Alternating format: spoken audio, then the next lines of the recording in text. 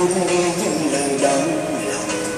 Khi không còn yêu nói ra làm chi, hai chữ đau lòng chỉ xót xa mà thôi.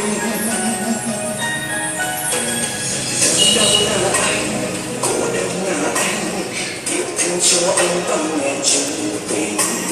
Đã yêu lần đầu đã thương vì em, có trách có buồn kể chân tay là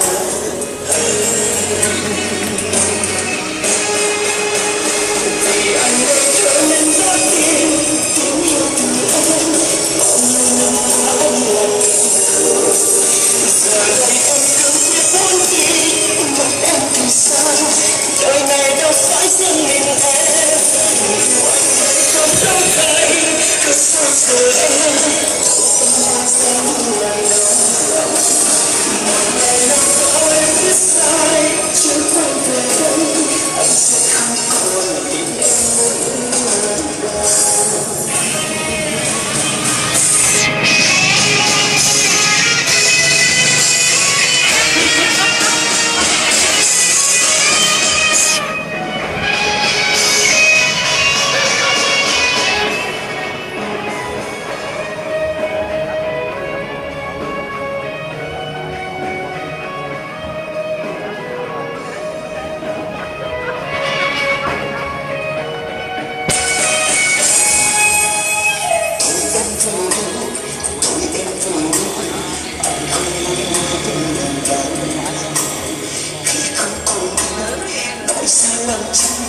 hai chữ đau lòng chỉ xác xa mà thôi.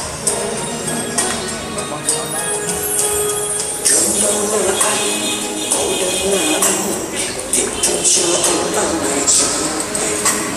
Đã yêu lần đầu đã thương vì em, có chết có buồn kể chân tay là anh.